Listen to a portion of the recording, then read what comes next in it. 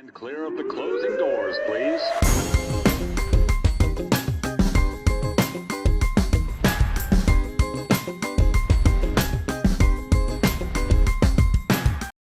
What up, son? What up? Grind and Pivot, Queens, New York, in the house today. Over 80,000 YouTube subs, over 250,000 OnlyFans, sharing body positivity. Oh, by the way, a Leo, speaks fluent Swedish, and a gym junkie. If you didn't know this, it's your girl, FITSID. Sid, how are you today? I am so good. And I love how you just described me. You know so much about me. I love it. I usually have to tell people that I'm fluent in Swedish, but you got this. You know it. You know it. I'm on my game, but I've been on my game with you for a while. And that's on the record as we were talking. So how you making out? Everything okay? What's this crazy world like for you out there? I'm good. It's kind of crazy because like I've been doing what I do. I've been on YouTube for like 10 years and like COVID was so different. It kind of made me like grow as a person, become better, do things differently. And I think the change has been amazing, you know? Absolutely.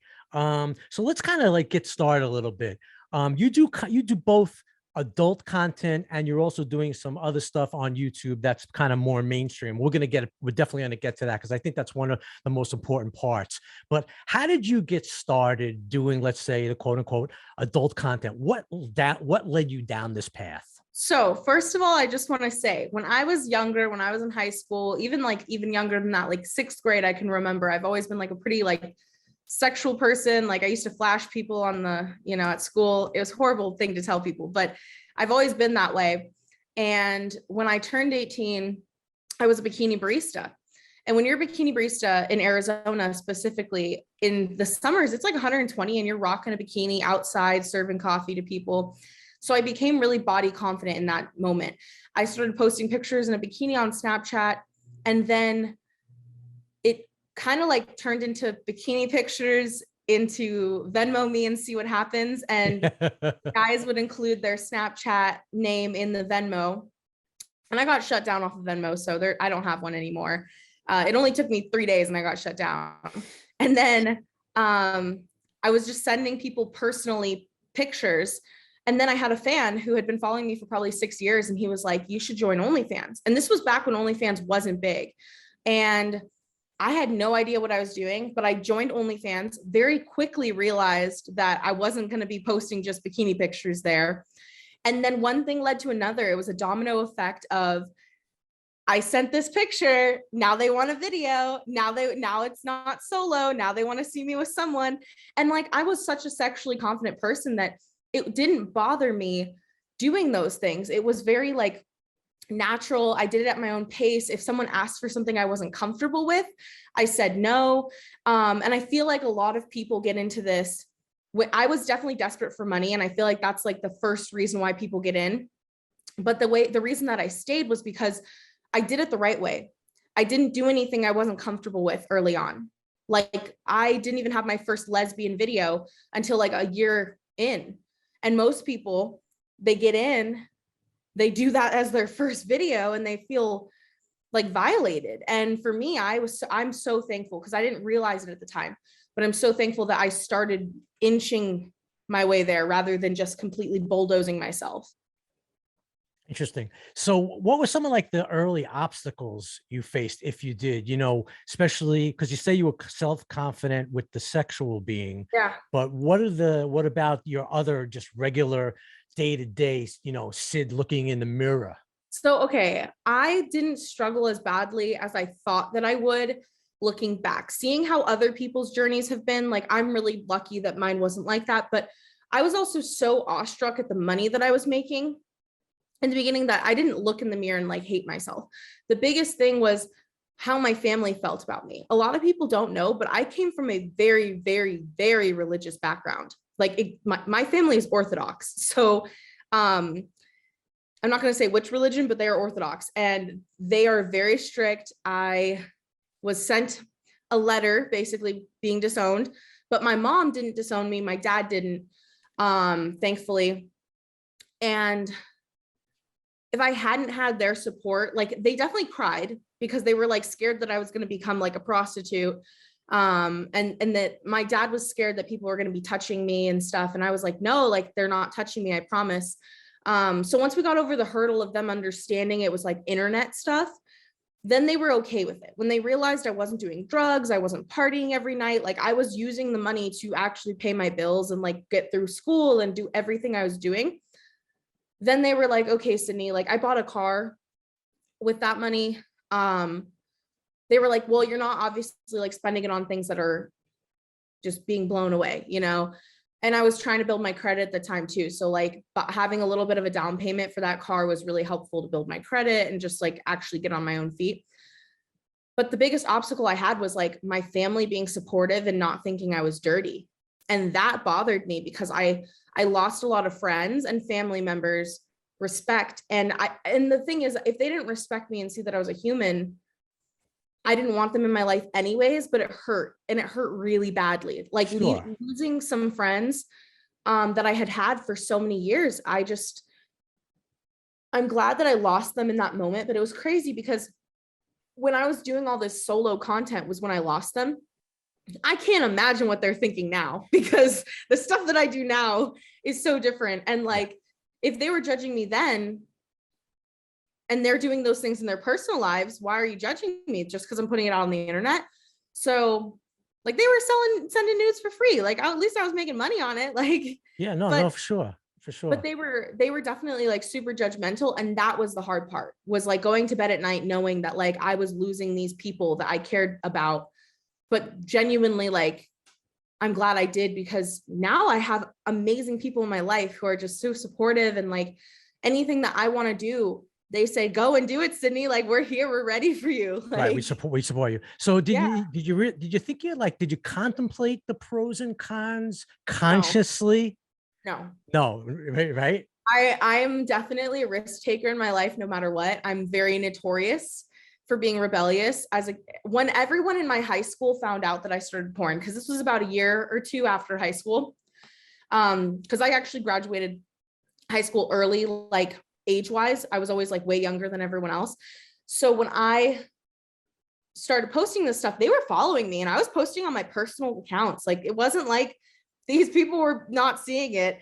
And all the guys from high school would talk to my friends that I'm still friends with to this day, and they'd be like, oh my God, like, did Right. you see her video? Did you see that? And my friends would be like, yeah, she looks so good in it, doesn't she? And they're like, yeah, we kind of figured she'd go down this path. And I didn't expect people in high school to think like that of me later. Like, I mean, it makes sense now, because I definitely was a very outgoing person. But it's funny because they're like, yeah, this fits her personality. Like, I didn't really get judged by people in my old schools. Like, I know my reunion is going to be dramatic, you know, at the high school reunion, but I think everyone kind of saw it coming, just because like I've always been that type of personality that's been like more out there. I've always had a bigger chest. So like, you know, I make jokes about it. And like, then when I got into porn, it was like, whatever, Sydney's just doing what Sydney's doing. Exactly. So that's, so the friends that you kind of like questioned, and the family, you know, that you kind of didn't, I guess they just didn't understand it. Were they No. willing to, or were you willing to have that I'm sure you were willing to have that conversation about, you know, what this is kind of what I'm about, and it's really not that bad. You know, how, with my family, I didn't have that conversation because honestly, like, they weren't open to it. And like, they just had to watch it happen and unfold. Like, we were still friends on like Facebook and stuff, and they started seeing like I wasn't doing anything bad with my life. I was winning awards at the time. So like at the time, I was like, when they found out about a year later after that, I had won an XBiz award, and then I'd won a couple of other ones, and I'd been nominated. So they were seeing like the side of it that was like professional. And then they started coming around and being like, okay, like, this is fine. My family also lives in Sweden. So they came into town 2 years later and acted like everything was normal and fine. And like, I'm really thankful that they did, because like, I love them so much, but I know deep down, like, I just can't talk about my job. My cousins though are really chill about it, but they're also Orthodox. So like, I have to respect that, like, religiously they have grown up not their craziest show they watch is The Simpsons. Like they don't watch anything crazy. Okay, so I understand.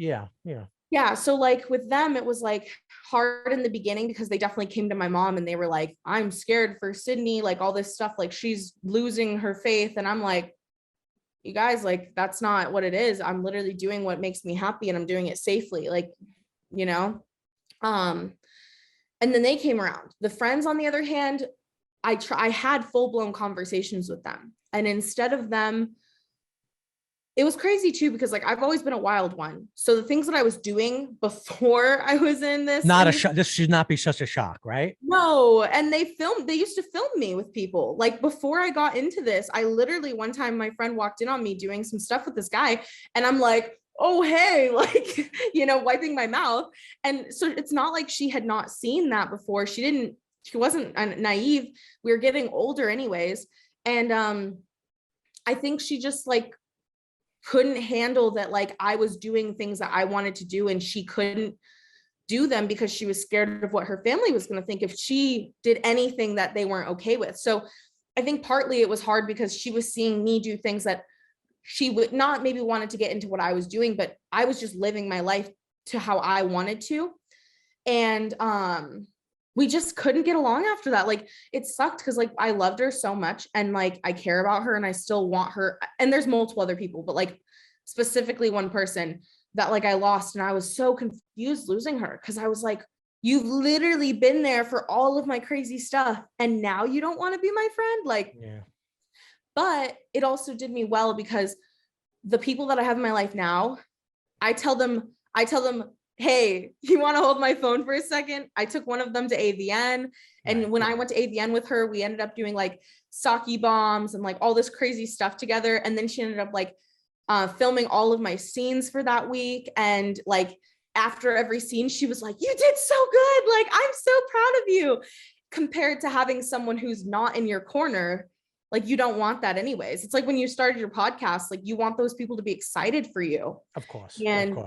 And like the friends I have now are all in my corner and like we support each other.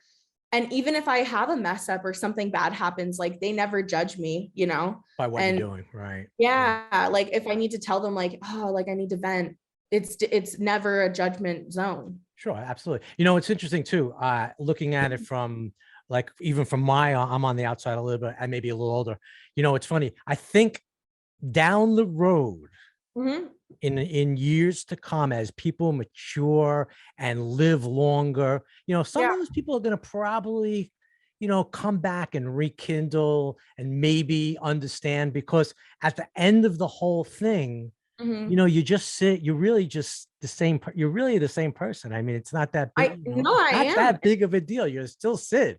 Yeah. Well, and I think people forget, like, I'm a very, very goofy person. Like in my personal life, this morning I leaf blew my bed because my dogs, they like to sleep with me. So I was like, let me try my leaf blower on my bed. Like deep down, I'm still the same person. Like, yes, my day-to-day life is a little fun, crazy, exciting. I have fun stories to tell all the time and like cool people that I meet, and I might travel for things, but that doesn't mean that like they can't call me up and like talk to me normally, you know. And but I honestly wouldn't want those people in my life that weren't there when I needed them, you know. Yeah, absolutely. Absolutely. You need the real support, especially in what you're doing. What advice could you give? And I know you're big on giving advice and just kind of broadcasting how you feel about, and you're sharing with us. That's the thing I get from you, that you really, you know, you want to help other people as well, bring some joy into their life. So what advice would you give male, female, whatever, doesn't matter, young people, your age group, and maybe younger, obviously of age, that are thinking of going down this road? I think I would give two pieces of advice. The first one being, when you start, stay consistent. If you're not seeing success overnight, a lot of people don't. Like I was on the internet for about 6 years before I got into what I do now. I had some amazing people who supported me when I started, and that's what kept me going, because it was a very unknown territory when I started. Like porn was normal, but like what I was doing was OnlyFans, and that wasn't big until COVID hit, really, like a little before COVID, but COVID was when it really blew up and everyone started knowing about it.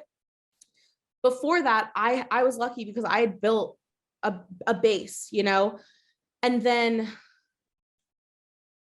when you're consistent, it comes with time. And if you're not consistent, just like anything, because a lot of people get into this thinking that the people they see talking about how much money they make on OnlyFans, those people are very, very slim. Like there's not that many people that are making $500,000 every month. I'm not kidding you. I know people who are, and like, I am not one of them, but one of my best friends, she does make that amount of money. And you would never know. Like if you met her out in public, you would never know that she makes $500,000 a month. And then I know a lot of other girls who make like $250,000 a month. And like, I'm not in that bracket at all, but I can tell you right now, my consistency in the last 4 years has put me in a position where like, I don't need to have another job. And the people who are in my life there, like I get excited to get on a message because I've been consistent. I've built those relationships. The second tip I would give is don't do anything you're not comfortable with, because the moment that you go past a boundary you're not okay with is the moment that you feel violated and uninspired. Because I have had that happen twice now, where I've decided to make content that I really should not have done.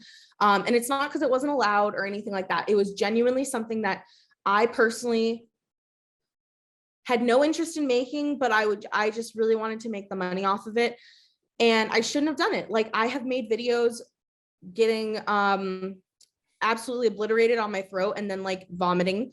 And that wasn't a big deal for me. That didn't bother me because I had done it with someone who in this industry, like he is known for that. And he is very like, it took a long time for me to shoot that with him. And I waited till I was ready. So that like, it wasn't like anything crazy that I had done. But then the thing that I had violated myself doing was a BDSM shoot with this woman when I personally can't submit to women. I'm very dominant. And after the shoot, I, for like months, could not talk to her, could not message her back because I had surpassed a boundary that she didn't know about. And once I did that, I didn't feel safe because I had done something that I wasn't comfortable with and I wasn't ready for. And I honestly should have, she was fine with me not even doing it, but I was on video and I decided I'm not going to look like a wuss. So it was a 45-minute video of me getting like beat, you know, and I shouldn't have done it. And she told me to drop the chain whenever I was done. And I just wouldn't do it because I have an ego. And like, you have to just let go of your ego and know it's okay to not be okay with something. You're not a wuss. And if you set boundaries, you're going to be like, you'll last long-term. If you do all these things you're not comfortable with in the beginning, you're going to have a miserable time. Your mental state will go down and you'll probably get depressed. Interesting. Yeah. Very, thank you. Excellent. Mm-hmm. What goes through your mind before like take us like maybe a little bit how you feel about when you have a film shoot, or maybe when you're getting juiced up to do one of your own contents, and what's it like? What's the rush, and what's it like after? Okay, so a little bit about me. When I shoot, I like to shoot at least 3 scenes in a day because I'm a little bit greedy. So when I do it, I need that like fix like throughout the day. Before a shoot, I feel nothing, to be honest. I don't feel excited. I don't feel anything because like it hasn't happened yet. And people cancel all the time. Like I'll be in LA, like prepping for a shoot. And when I prep for a shoot, I shower before, I do my makeup, and then I shower right before again, because hygiene is like key. When you're working with people, not everyone will have pheromones you like. Not everyone will like your pheromones. So like you need to be fresh. And like, honestly, you don't normally even have a scent when you shower so soon before shooting. So you never have problems if you're like hygienic. And then you're always clean. And, you know, even if you shoot multiple times with someone, you usually rinse off before and after everyone. And they do too. If someone doesn't, don't work with them, because that means they don't respect like your experience as well as theirs. But when I actually am shooting with someone, my last LA trip, I shot 15 scenes in 3 days and they were all boy girl. So I had a lot of fun. On that shoot day, the first day I shot 3 scenes with Suzanne Frieri and Dan Frieri, and they're amazing people. We shot 3 of those. We shot 1 girl, and then 2 boy-girl. And then I also later that day, I shot 4 that day, actually. I shot with Chris Rail, and I think I shot 2 scenes with him. So that day, that morning, I flew into town, shot with them. Instantly after that first scene, I felt a high. You get that serotonin anytime you're doing something with someone, and especially people who have amazing sexual energy. I get told all the time that I have like crazy sexual energy. Like men will stop me in the grocery store and be like, whoa, like your energy is crazy. And when you're working with people that are the same as you, like you're just passing that back and forth. So by the third scene, you're just like in heaven, in awe.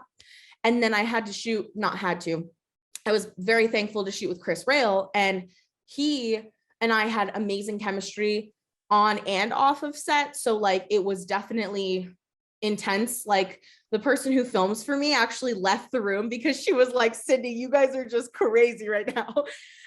But going to bed that night after shooting with all of those amazing people who are sexually charged and positive, and like we all show tests during our shoots, so you know nothing is unsafe. Yeah, I was going to ask you about that. Go ahead. Yeah, you go into it with, before every scene, or every new person you shoot with that day, showing your tests before. So you go to bed and you lay your head on your pillow and you're just like, I feel way too good. I feel blessed. I feel amazing. And then like Chris Rail texted me afterwards and he was like, thank you so much for an amazing shoot, blah, blah, blah. And those things make you feel so good because it stays professional enough, because you're not dating these people, but like you're a real human. So getting a text like that makes you feel good. Then you have a good in-person experience. And like, obviously you're climaxing, so you're feeling good because of that too. And then you wake up the next morning feeling even more inspired and excited to create content. Now, there are times though where I've had like bad experiences, and those ones are a bummer because after those ones, you need something to make you happy. Like when you have a bad experience where you just feel like pressured or like it was just disappointing or whatever happened, those experiences, that's why I book so many shoots, because like if someone, is a disappointment, then I usually have other ones in the day that I can look at and be like, that was amazing. And like by disappointing, I guess I mean like someone who was unhygienic and like no matter how many times they showered, they were just not it. You know what I mean? Like they had something going on. Or someone who was just disrespectful during the shoot, where they try to do things when you tell them no. Like my hard no is like no butt stuff, and then no, there's something else. No butt stuff, and then no hitting. And like sometimes when I say no hitting, they think, well, I can grab her face and smush it and like hurt her in other ways. And that to me is just so disrespectful, because like if you're going to do anything extreme, you ask. Even you can ask during the shoot too. Like I've had plenty of guys say like, is it okay if I smack your face? And I'm like, if we say no hitting, they won't ask. But if I don't say that and then they ask, like there's a hot way to ask. Like in your personal life, you do the exact same thing, and consent is like so attractive. So when you have a bad shoot and someone doesn't understand consent, it's just like you're done. And then you're like, oh, like, why didn't he just ask? Like it would have probably, like, I could have said like anything else you could have done that was similar and we both would have enjoyed it. But yeah. And I feel like too, when I feel like the footage is great, it just makes me extra excited, because like I'll watch it before I go to bed and I'm just like, this is so good. Like sometimes I'll edit all of the scenes before I even go to bed. Wow. So that's your answer. So that takes me to the next question, which I'm sure a lot of people have asked or ask you. I'm interested to know. Yeah. Personal relationships, and what is the how is it difficult? Do you leave yourself open, whether or not you want to or not at this point in time? What's your take? So I actually was in a pretty serious relationship during part of being on doing everything. And the biggest thing was like when I met him, I told him, this is my job and this is what I do. And like, yes, I sometimes enjoy it. And sometimes I don't. Like sometimes I get hurt and I'm like, I have to call you and talk to you about it. But like, the biggest thing is understanding that there's a boundary. Like I choose you and you choose me, and we sleep together. We build a life together. We do all of these things together that these people aren't doing with me. I'm not going on dates with them. We're just having fun and we're just shooting to make money. And as long as someone can understand that, there's usually not like jealousy issues or anything like that. Understanding boundaries too, in the aspect of what is he okay with, what is he not, or she, you know, I've dated girls and guys. And my last partner, he was just like, hey, I don't want to sleep with you the first 24 hours that you're back home.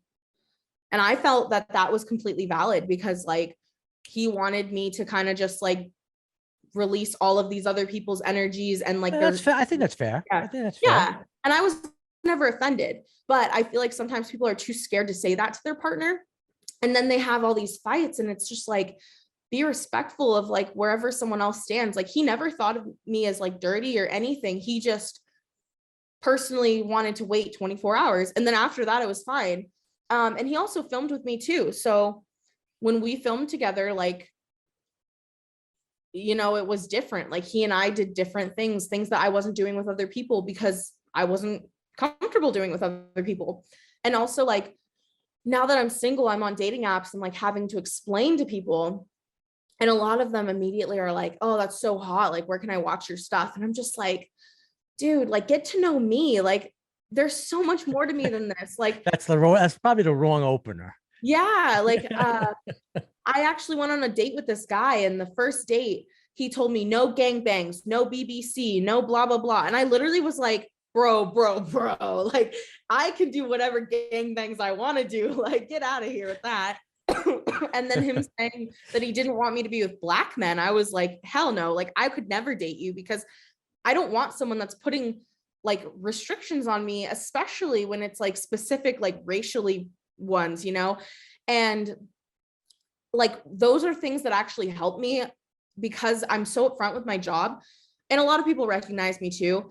I can see really quickly how they are about it. And I either don't even go on a date with them, or we go on a date and realize like it's not going to work, or I talk to them and then they fall in love with me and they're too much. Like, they are just too clingy. They don't give me enough space. They text me and blow up my phone when I'm shooting. And I can't do that. Like, one thing that I loved about my ex was like, when I was shooting, he knew I was in work mode. He knew that I needed to not talk to him because I'm about to go get railed or like do things with other people. Like, it's not going to work. You're working. Yeah. And he was never insecure. Like, his entire family had seen my porn before we started dating. And no one ever made me feel awkward. And I think that's the hard part about dating, is like, then you have to tell someone's parents what you do. Yeah. And then you have to know that like maybe their aunt and uncle might already have seen you on like a site. And then you have to know that like their cousin might have as well. And when we had our first Christmas together, his entire family is construction workers. Oh my God. Right. So Christmas was really fun because they were all looking at me like, this girl is in real life right now. When we first posted our first picture together on Facebook, his whole entire male side of his family made a group chat, and they were like, how do you know FITSID? And he was like, that's the girl I'm dating. And so thankfully that was a good experience, but you never know how people are going to react. Right. Why didn't it work? What happened? Why didn't it work out? Just because he didn't have his own goals. And like, I really want a future with someone. They don't have to make a lot of money, just for the record. Like, I'm not about money. I just want someone that like is happy, healthy, and has their own goals, because like, I feel like that really, like, even if it's like, you know how you have your podcast, like, even if he was working on doing something like that, that would have been amazing, but he didn't have something for him. Yeah. Passion, other passion. Yeah. He was so supportive of myself and my life and like everything I was doing, that he got lost. And I did break up with him, and it sucked because I broke up with him so he could do better for himself, because I knew that by the time that he was 40, and if we were still together, because I really saw a future with this guy, I knew that we weren't going to be happy together. We weren't going to be laughing. He was going to be depressed and like emasculated or demasculated, whatever that word is. And he was never going to feel like he was enough with himself. Even though he was enough for me, there were so many things that like, he was there for me for everything, but he wasn't there for himself. And like, I really wanted him to do better. And you saw that. Yeah.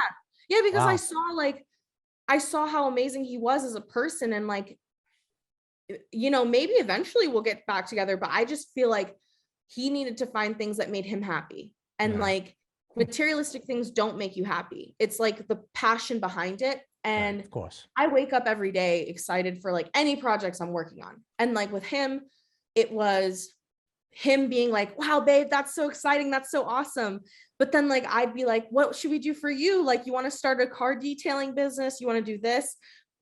And he didn't like ever pursue anything. And that's when I realized like, sometimes you just have to like be apart in order to, and we don't talk anymore. But like, you have to be apart in order to do better for yourself, be happier. And like, I think he's doing much better now. Like we don't talk, but like we're obviously still like our families are pretty close.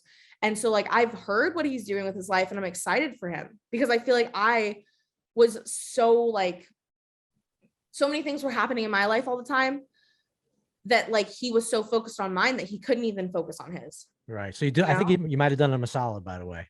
Yeah. You might have done him a solid, and yourself, of course, but you know, I think you kind of put it in the way where I'm going to do something for you. And yeah, you never know, maybe down the road, who knows.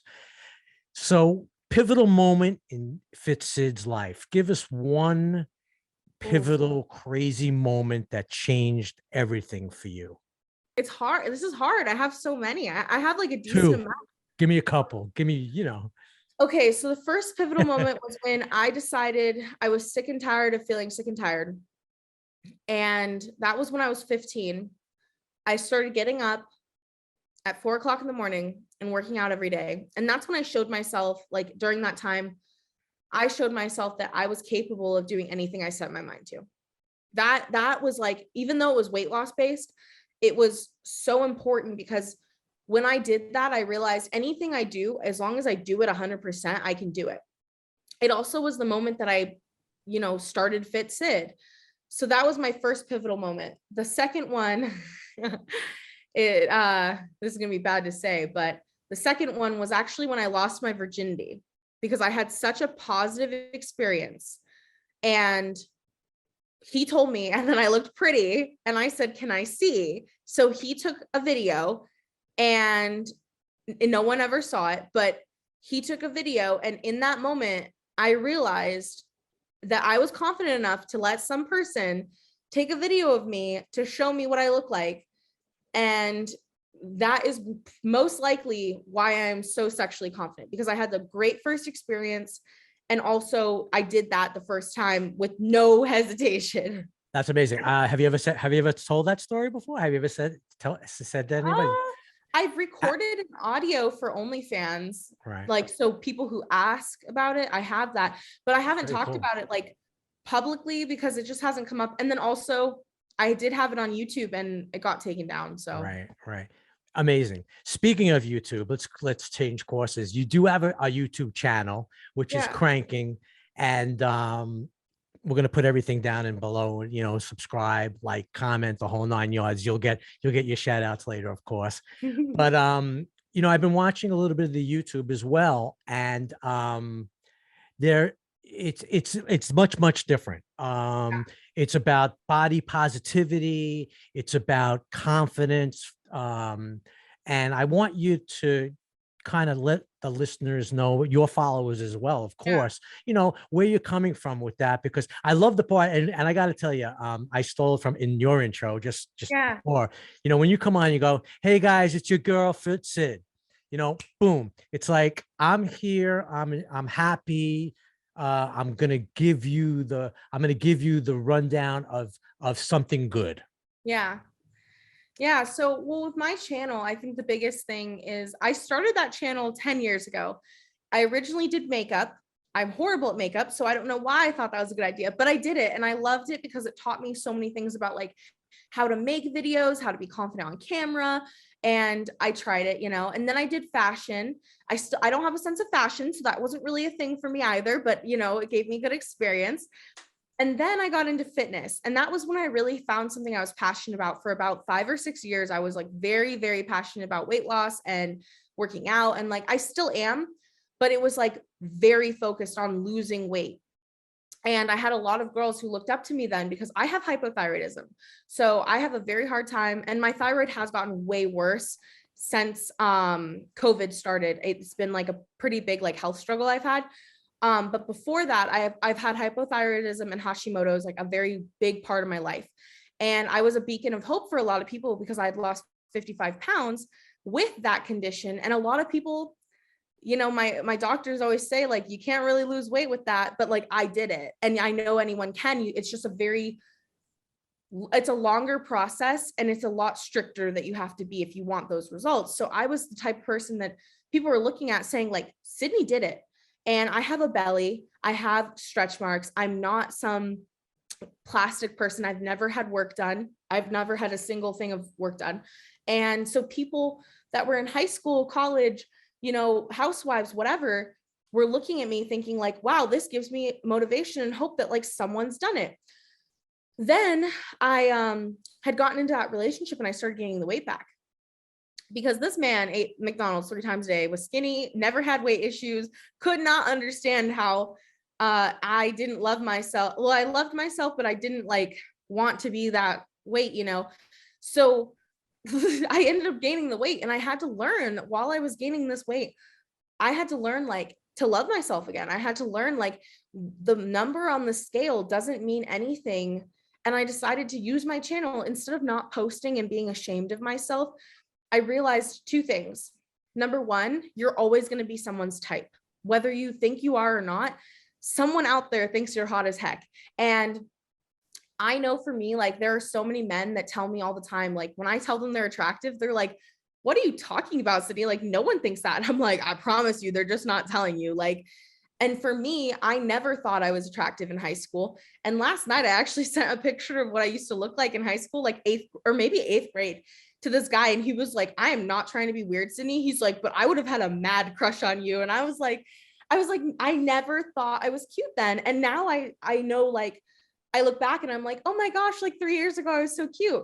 But like in that moment, you're your biggest critic. And so I decided to take my channel and turn it into something positive and turn it into, hey, this stuff that you're buying, these brands that you're curious about, let's try them on together. And here's what I really think about them. And also like other things, but I mainly post right now, like try on hauls, because I find it to be really hard because I'm almost 300 pounds right now. And I find it to be very hard to find clothing that makes me feel good. Like I went out the other night and I found something to wear and it looked cute, but it's a struggle. When I went out to Scottsdale. Do you know Scottsdale? Sure. Yeah. So with Scottsdale, like everyone there, for the people that don't know, it's a very like plastic, materialistic, like place to go. Everyone is super attractive and like has, you know, work done that you can't even really tell half the time. Like it's a very hard place to go to if you don't feel good about yourself. And I went out and I found like clothes, and I know that a lot of other people, they gain weight, whatever reason it is, they gain weight and they struggle with feeling accepted, even if none of their friends care and they don't look a certain way, like they feel it themselves. And I want people to see my channel and see like, okay, Sydney is rocking this. I can buy this and I'll feel good. Like I have a very particular style, and I don't like what a lot of girls wear that are plus size, to be honest. Like I like the skinny, quote, skinny girl clothing. Like I like to show off everything. Like the shirt I'm wearing right now is very tiny, and that is my choice of what I like to wear. So finding brands that make me feel sexy at 300 pounds and make me feel sexy at 180 is a necessity for me, because I don't want to feel bad about myself and sulk. Like you're living your life. We all die one day. Find stuff that makes you feel hot now. Absolutely. You think the YouTube, your YouTube followers, do you think they intersect with the other side? Do you ever think about whether or not they know or they don't know? I mean, obviously some do, but what do you think the percentage is there? You ever think about that? Is that ever come across your mind? So I know that a lot of guys find me through YouTube, especially the guys who are looking for their wives for lingerie. Specifically, they look on YouTube and they're like, wow, this girl has the same body type as my wife. And then they see that and then they're like, okay, now I want to see her OnlyFans. Purposefully, I don't really post on there for that, but that is what people tell me. I think people find me the most on like TikTok, Snapchat. There's probably other places, but TikTok is like one of the biggest ones right now. And I like show my belly on there. I still keep it body positive. I don't really try on my TikToks either. Like I just post something and I'm like, full send. Like I might look a little weird in it, but versus YouTube is definitely more like educational, but I feel like people still go there and then they see my personality and realize I'm a real person. And then they actually want to spend their money on that. Gotcha. What's your take on social media, being a young person involved in it? I mean, is it something that kind of governs you? Is it something I know you embrace? Is it a double-edged sword? What's your take on social media? So my personal life, I actually have only Facebook. I don't post any of my personal life really anywhere. I personally believe that social media is the death of a lot of relationships, friendships, etc., because all you see is this highlight reel. I personally prefer in-person conversations. My very best friend that I have been friends with for so long, she is the biggest whore I've ever met, love her to death, but she is the type of person that I don't even follow her on social media. We don't follow each other because we don't care about that. Like she can post whatever she wants on there. I mean, I sometimes post her on my story, but like I never tag her. I don't do any of that because what is that doing? Nothing. Her career is not social media. We don't need to talk to each other there. We can call each other up. It's private, right? Yeah, she'll call me up right now. She's working on her, she has a really old Volvo and she like works on cars. And she called me the other day and she's like, Sydney, there was a black widow in the engine area and I don't want to put my hand in there. And then we just talked for like 5 minutes and then she hung up. It's so much nicer to have that real conversation because she's not going to post that on her story. I'm not going to see that anywhere else, you know? And she'll call me up and she'll be like, hey, I'm going to come over. Do you want a burger? And I'm like, actually, I'll order us burgers and you come over so I can spend more time with you versus us, you know, being on social media, posting how great our lives are when like that quality time is 10 times better. That's how I am with my family too. Like I don't follow anyone. Right. No, that's, I dig that. I really do. So give us a day in the life of FITSID. I know you have, now you have a couple of dogs, right? Yeah, I have 3. Right. Now is Toasty still around? Yes. Toasty is actually going to be back. I don't know. He's at the groomer right now. Okay.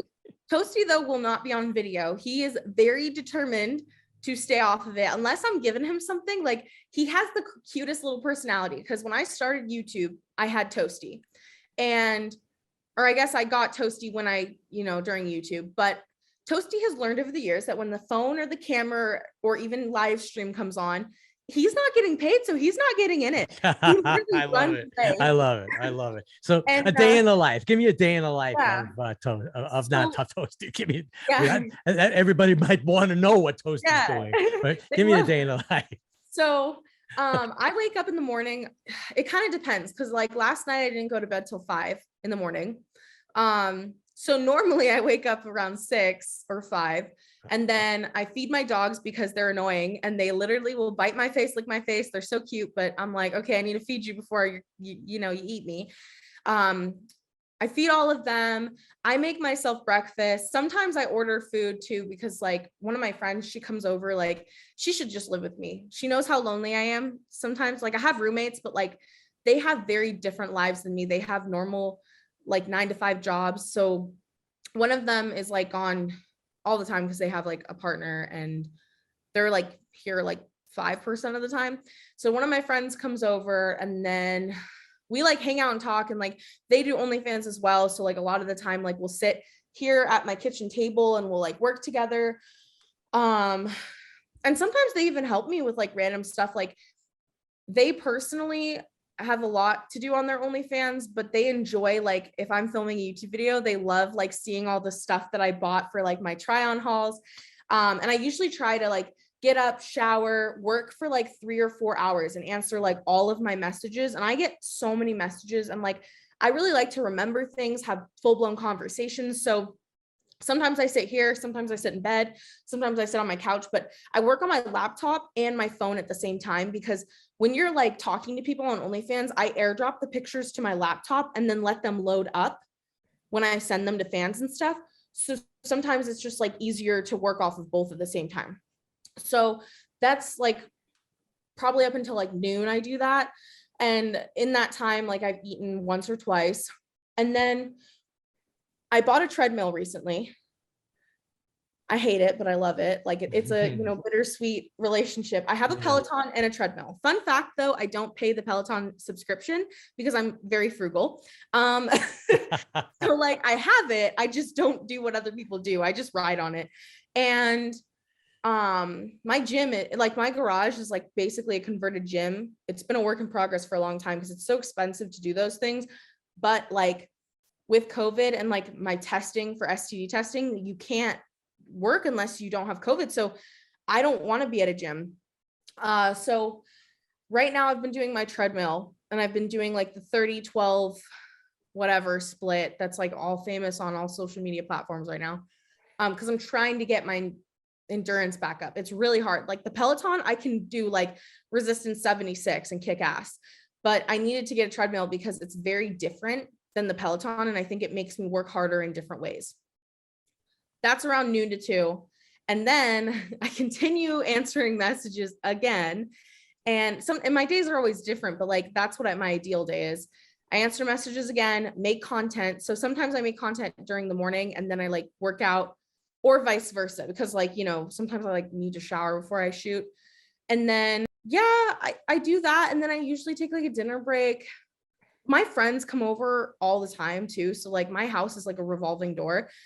And by the end of the night, like tonight I have girls' night with one of my best friends, and she has OnlyFans also. So like sometimes girls' night, we just hang out, or sometimes we both are like, let's sext, like, let's do something fun together. Right. And then like I stay up and scroll on TikTok forever, talk to guys on Tinder, you know, like, yeah. And then like with the podcast that I started, like I've added that to my routine. And because it's audio with video, because I am recording it too, that's different, because like I don't have to look the same way I do on some of my content. Everyone knows what I look like without makeup. Like I'm not wearing any right now.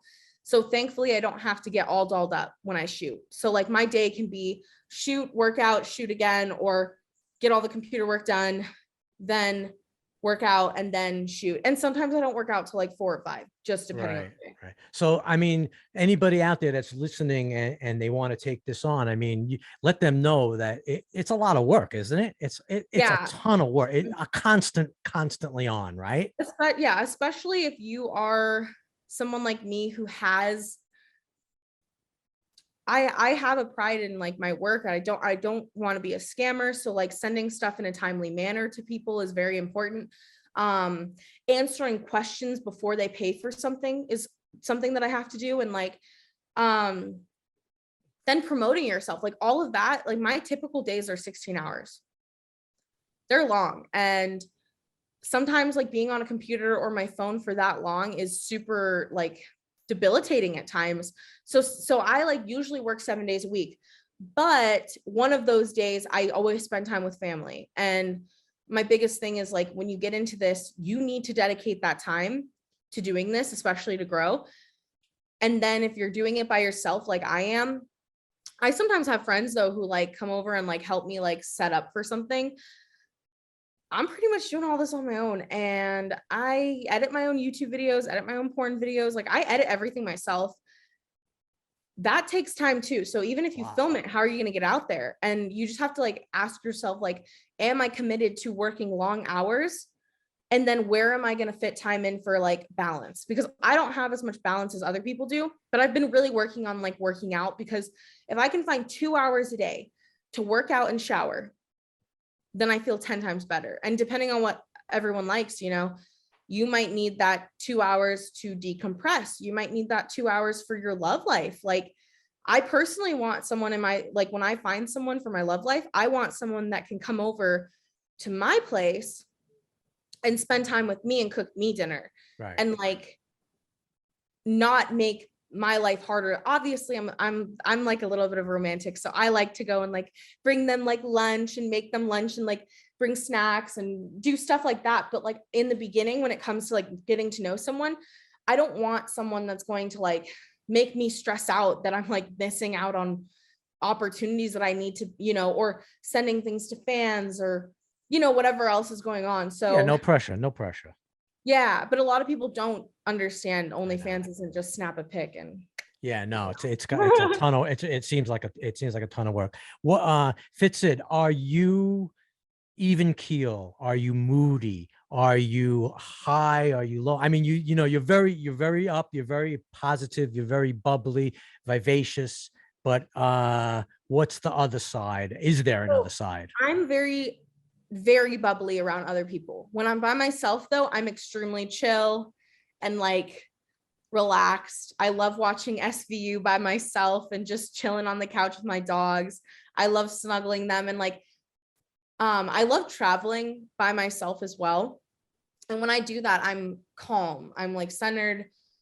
And I definitely like love other people. And I think that's when I become this bubbly person, because I can be by myself, but like there's no use in expelling energy that I don't need to. But like when I'm by myself, I literally am just chill by myself. Like I watch SVU. So would you say that's because we do this thing at the end of every podcast and we're getting close to That's that. my favorite. Is that one of your guilty? Mm-hmm. Is that one of your guilty pleasures? Yeah, I've seen SVU probably 6 times over now. Wow. I can pretty much recite every episode and it's horrible. Okay, so that's a definite guilty pleasure, Yeah. right? All right, sounds good. How about your go-to, I'm not gonna say fast food, but let's say your go-to, you know, favorite? Flower Child. I consider that to be fast food, but it's not. It's a restaurant. Do you know Flower Child? Do not, tell us. So Flower Child is like a restaurant where they make only like it's not just vegan, but they have vegan options. They have like a really nice, clean menu. And I found out though that you can DoorDash it. That has been a lifesaver on days when I don't feel like cooking and I want something healthy, especially like when I'm craving real food. Like you can order steak, chicken, blah, blah, blah, with like healthy other like sides. And you're not just ordering like shitty McDonald's fries, you know? That's probably my guilty pleasure. If I had to say like something that I could, if I got a budget just for that restaurant, I would be very happy. Wow, maybe they'll sponsor us. We could share. we could share. I'll DoorDash you all day long with that. Right? How about music? Okay, so I'm a little bit of like I like slower. I'm gonna look on my Spotify really quick. I'm a slower. Also, I use Spotify, so I don't know. Are you a Spotify or Apple? I am. So I like Black Bear. I like Lil Aaron. I like Bryce Vine. He has like some great songs. I'm very into like very slow and like I love lyrics. So like the lyrics have to be something that I can understand and like resonate with slightly. And then I'm also on like a country love song kick right now. I've been loving like Take My Name by Dirt, Memories I Don't Mess With. Like there's so many little love songs and I listen to them in my car and I'm just like jamming out. So yeah. Very cool. Excellent. So last thing also, can you say something in Swedish to the fans out there? Yeah. Hej alla, jag hoppas att du tycker om vad jag säger och jag hoppas att du lyssnar hela tiden. Om du hör vad jag säger, du måste kommentera någonting. So. I love it. Sid, amazing. I'm having a blast. I could talk to you for hours. I mean, I have other things to talk about, but I think we covered quite a bit. What's coming up? Ooh. Anything, any surprises? Anybody in the industry that you're going to maybe work with and maybe don't say it, but say it, you know what I mean? Or, you know what I mean? I'm not going to spoil any surprises. Yeah, right. No spoilers. There's things that I haven't done yet that I've been wanting to check off my list. And hopefully this upcoming month, I will be shooting that. I also am releasing the full TS scene with Melanie Brooks that I shot.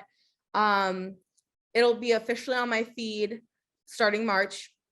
And then my podcast is going to be uploaded every Tuesday on Spotify, Apple Podcasts. So if you want to hear that, it's on Dirty CEO. And I'm just excited because like I always work on new things, and whenever I'm inspired, like I'm just like, you know what, let's just do that this week. So I'm hoping that my COVID test comes out negative. I've been waiting for the PCR for about a month and a half to be negative. And once that happens, it's full shoot mode again. So Full blown. yeah.